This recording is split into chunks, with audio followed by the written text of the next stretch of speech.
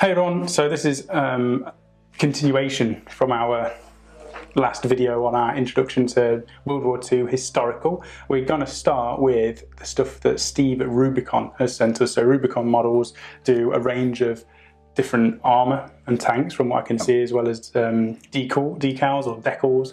I'm going to call them decals from now. Transfers? I think they are called decals. Let me check. Decals. But transfer is the same, isn't it? Transfers for Mike. So we're going to have a look through what we have been sent, first of all. Okay. Right, we've got, or you've got, should I say, because you're doing the Americans. Yes. You're very... I'm 100% doing the Americans. This will not change. I keep changing my mind because I keep seeing these Shermans and the light tanks. I think they're light tanks, or the heavy tanks for the Americans, I'm not sure. They look amazing. The Shermans are great, and I just like the idea of having like 10 lightly armoured tanks just driving around blowing other tanks to pieces. And I also wanted to do Americans so I could do all of the films and TV series and recreate that in... Well, there's nothing stopping you doing them like later on down the road. Well, you've got all the tanks now, so... Yeah. So on the front of this box, it tells you quite clearly what it can be. I mean, I say clearly, I don't know what any of this means. So it says choice to build either an M4A3 or an M4A3E8. So we might know, once we open this up, what that actually means. Yeah. It says it includes both early and late production T23 turret. So we could play whichever, and we're going to be going for late. So you'll build it as the late production turret. Yep, okay. Includes both VVSS and HVSS suspension. No idea what that is, we'll get to that. Includes duck bills, extended end connectors. Again, no idea what that is, we'll get to that. Open hatches, extra tracks and stowage. You know what that is, so that's good. That's 1 out of like 7 options. And then US tank crew figures included, got that as well. Cool. So, you know, 2 out of 6 options on there. It's a 1/56th scale miniature kit, which I think all of these are. Yes. It's plastic, and yeah, it's called the Sherman. On the back of this, it's got a colour scheme. So these are recommendations for the Vallejo range, which is USA olive drab or black grey, or both of them. We don't know what we're going to be doing in terms of painting yet. We don't know which paint range we're going to use. We've obviously got a lot of Games Workshop, and we've got some Vallejo stuff already, but I don't think we've got any of the actual World War II specific Vallejo range. So yeah, it might be something we might have to look into, because obviously as we're trying to go as accurate as possible, it may be something that's worth looking into. It would be nice. I mean, I haven't looked, but if Vallejo's got full sets of like the military paint, and we can just go, right, that's the American paints that you're going to need for late war, that's the German stuff for late war, and we just get all of that. Although I think Warlord do have the actual paint set on the website For Vallejo? as well. I'm not sure if it's Vallejo or not, but I know they have the paint set, so for all of the US. All right, it could be army painter then. It could be, yeah. Warlord do a lot with army paint. So we'll have a look, we'll see which paint range we're going to do, but any tutorials that we do going forwards will be with whichever paint range we go with. We just haven't decided. So we'll have a look at this. So the M4A3, I don't even know what the difference is. I was having a look at this earlier briefly. It looks like the turret is different, or the barrel of the turret. Is it a turret? What? Turret, yeah. Yeah, turret. Those two are different. Cannon. But then also the tracks are different as well. And this has got something on the back, but that could just be the other options. So hang on, it tells you here. So the M4A3, powered by the excellent Ford GAA V8 engine, was the US Army's preferred Sherman variant. It began to replace other Sherman types in the US Army service in 1944. In late 1943, the M4A3 underwent a major overhaul as part of a program to improve the Sherman design and rationalise production. So the likelihood then that means we'll be going for the M4A3E8. There's a lot of information on the back of these boxes. Yeah, we can't go through this on all of them, but no. We could do, you know what, as we're learning history, we could do history lessons. Well, we go history through with tanks, Sam and Mike. History with Sam and Mike, so we can learn about all of this and the books that we're reading as separate videos. If you want that, put it in the comments below. Let us know if you do want that sort of thing on the channel, because I'm more than happy to sit and read boxes and books and learn as we go along. And if you're into or not into historical gaming and you want to know a little bit more at the same time as we're learning, then that's certainly something that we can do content on, can't we? We can do that on a little hangout. Yeah. So that's easy for us to do. We just have to keep the boxes and all the books we've got. This kit contains the parts to build either an early or late version of the M4A3, or an or the M4, E8. M4A 3EA. Yeah. This is difficult to keep on top of because there's a lot of numbers and letters here. It's going to take a while to use this because obviously you've got this just for this. It's not version. like a Rhino or a Land Raider or a Predator. No. It's not like that, is it? You've got to learn the actual tanks and stuff, which is fine. I like learning. It also includes an optional set of tracks fitted with extended end connectors. The hull and cupola hatches are separate, and a commander figure and stowage items are included. So it's also got the decal sheet on the back. So shall we have a look what's inside? Yep. In terms of the decal sheet, it's quite nice to put that in a little bag. Yeah, protected. Protected, and there's a lot of really cool looking stuff on there as well. Are they individual numbers on the right? Yeah, you cut them out. They are tiny. These are like the smallest decals I've ever seen. It's like painting an eye. Or maybe even less. Yeah, they're like eye decals. They're really cool. So there's a lot of ones on there, and I think they're in every single one of these American boxes with the tanks. So you're going to have 6 of these sheets that you can use on whatever you want. So there's probably going to be some extras in there then. Oh yeah, you'll have loads. Next we've got the instructions, and we've never built these sort of models before, so it would be interesting. I've never done tanks or airfix or anything like that, and I know a lot of people will have done that sort of stuff in the past. So it's got an online decal and painting guide. To save the environment, we have uploaded our decal and painting guide to our official forum. You can access the guide by using the following link.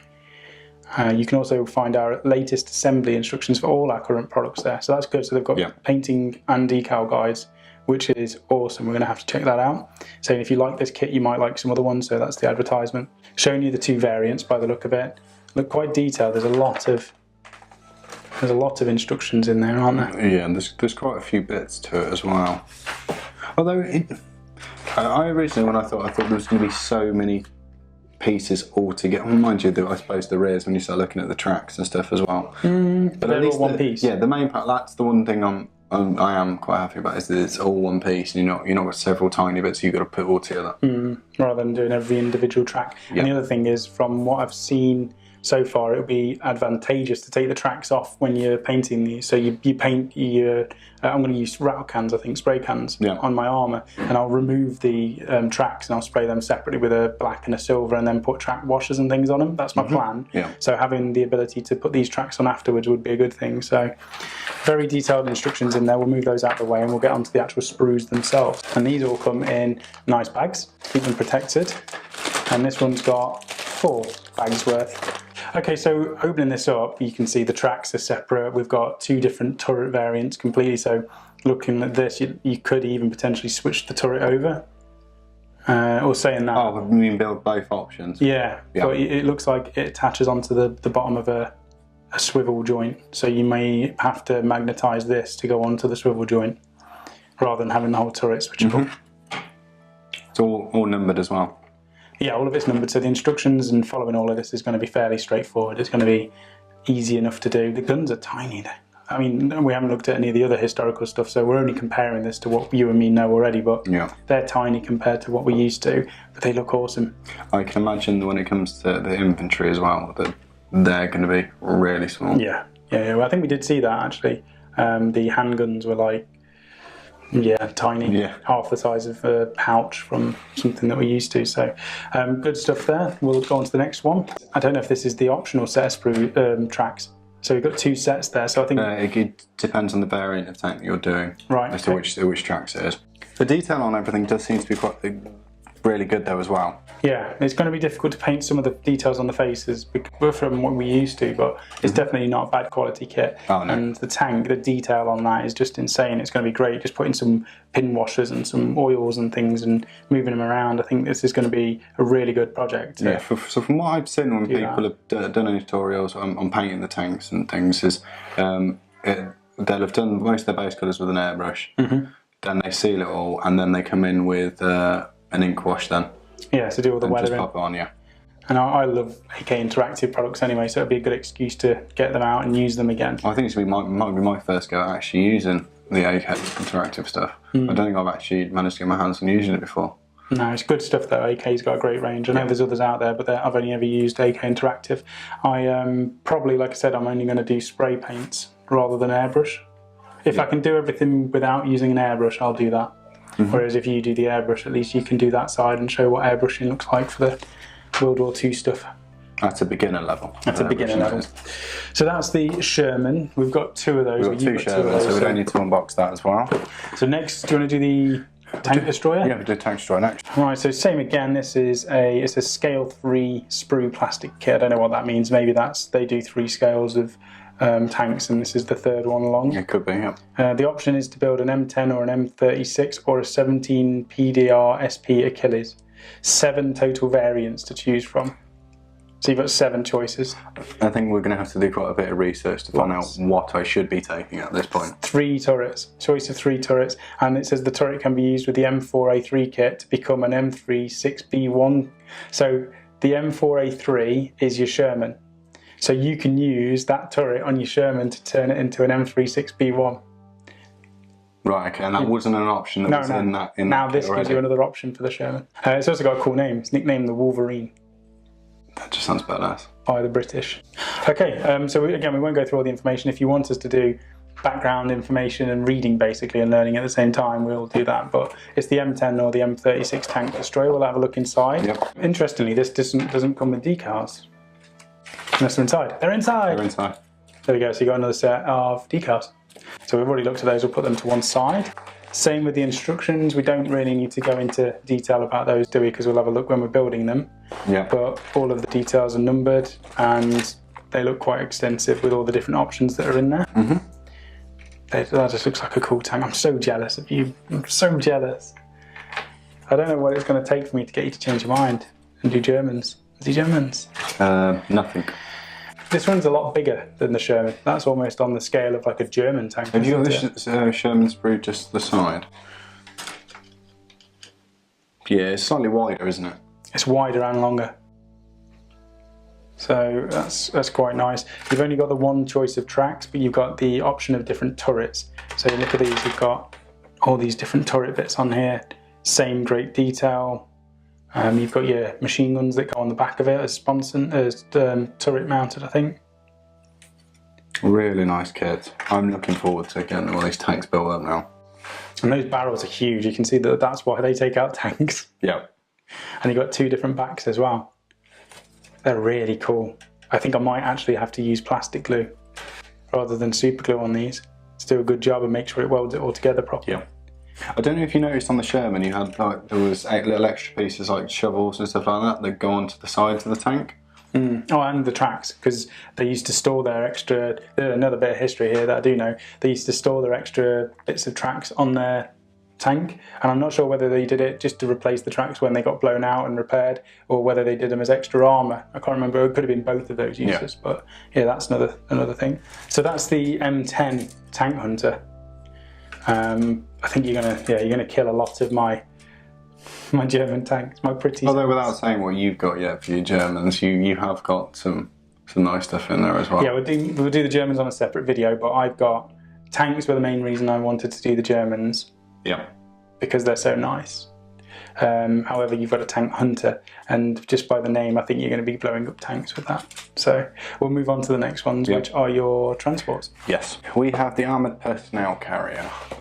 Try and get that on the screen. So this is the M3/M3A1 APC. Half track. Yes. So it's got half a track. Yeah, I needed you to explain this to me the other day, because I was like, what does a half track actually mean? I don't know if it's because it's got a smaller version of a track than what a normal tank would have, or whether it's because half of the vehicle is wheels and half of it is tracks. I think that might be what it is. But that looks really cool. I like it. It's like a proper Jeep with a track on the back of it. It's the machine gun on the top as well, I quite like. One-piece engine and truck body for ease of assembly. You can build it as the M3 or the M3A1. You can choose a choice of a winch or an unditching roller, and optional rear stowage racks in open or closed position, driver and passenger included. Okay. On the back, you've got the 2 options, and you've got all the information and stuff which we'll have a look at. So this is it's nice packaging as well. So they've got cardboard to actually make sure that that stays in one piece and doesn't get bent. Yeah. That's the tank section. That's the actual main body of it, to be fair, and you can choose what you want to put on top of that afterwards.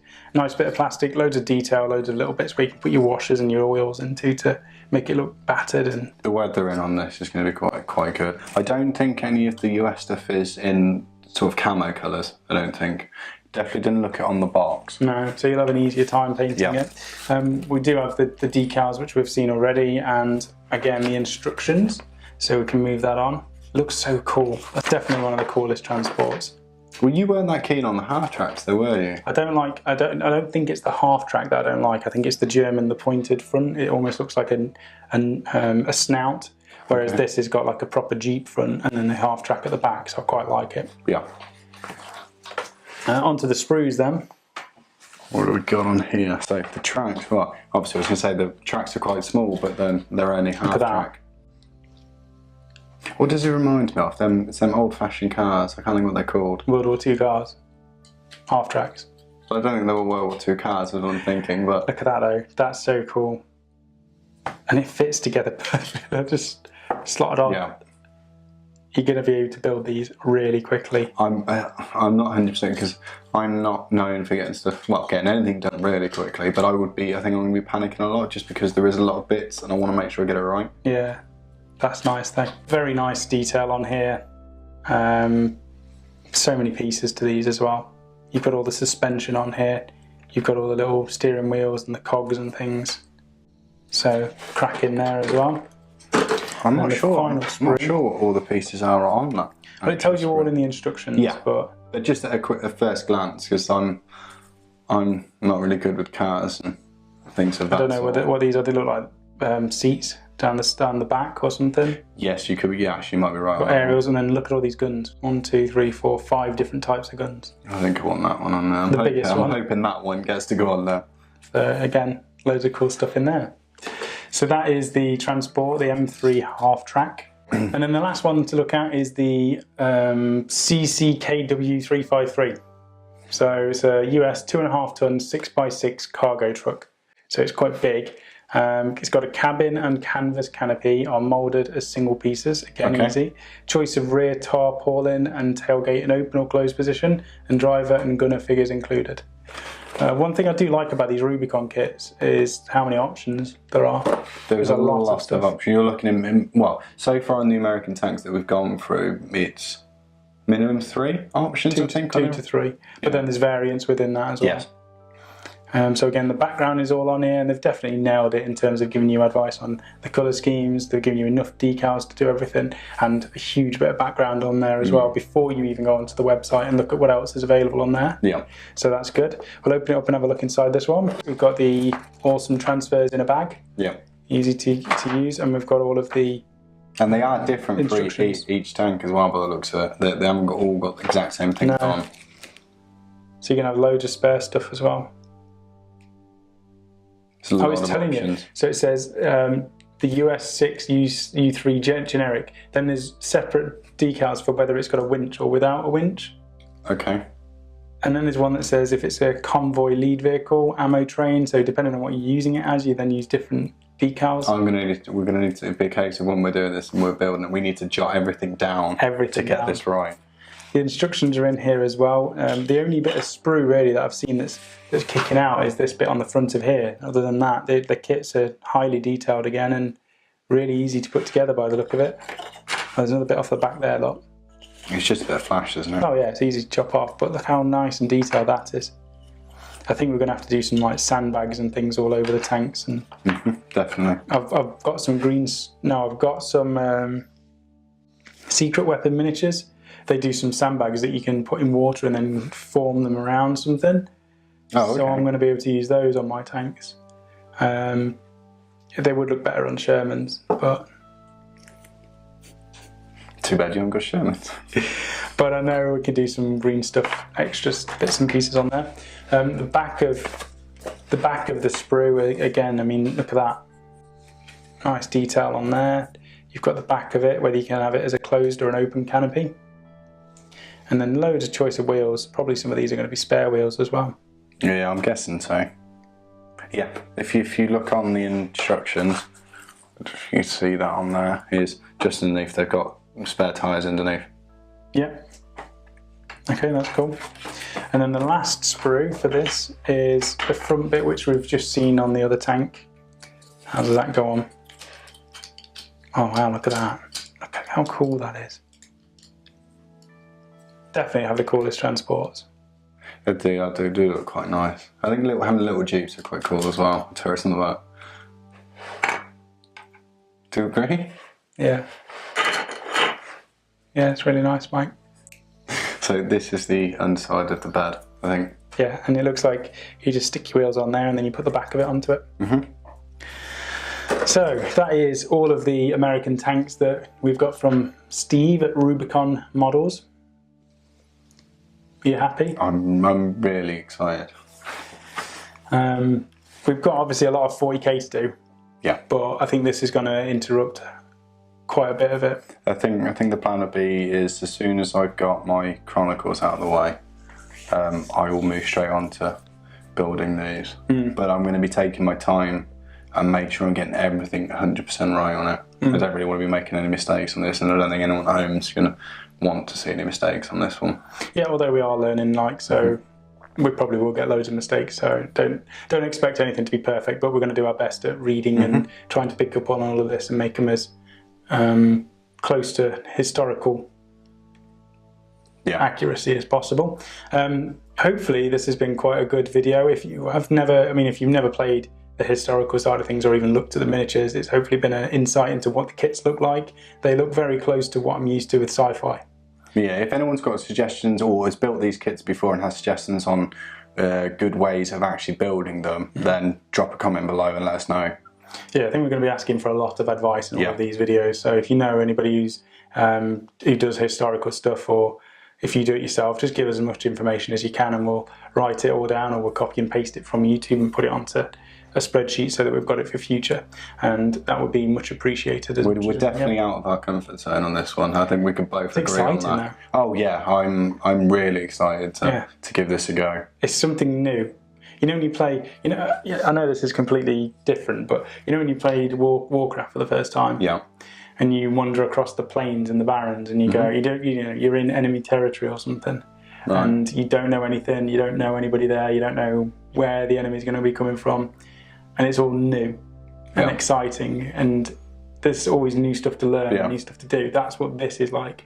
I don't know any of it, so everything is new and shiny and flashy. It's almost like, I don't know if it's on an extreme level, it's almost like coming into the hobby for the first time, because we've never approached this style of models and history and that sort of thing. It's fresh, it's interesting, and it's exciting. So there's so much to do and so much to learn. We need more hours just to get through it all. Oh yeah. So give us a like, comment obviously down below, and subscribe if you're not already subscribed. If this is your sort of thing, let us know again, and we'll see you on the next one. This will be the second part of the series. I think we'll do an introduction, this will all be. Okay. The first one was the, we're starting historical, please bear with us. Part 2 Americans, Part 3 Germans. Part 2 Americans, Part 3 Germans, and then we'll probably do a Part 4 with the books that we've got from Osprey, and we'll go from there, and we'll just keep doing as many parts as we need to do, and add in as many additions as we can, and then once we have better grips of what we're doing, we can form some better playlists, and we can have it separated into builds and tutorials and then the backgrounds and discussions, and we can have a whole separate segment of the channel dedicated to historical. Yeah. So thank you for watching, and we'll see you on Part 3. See you. Bye.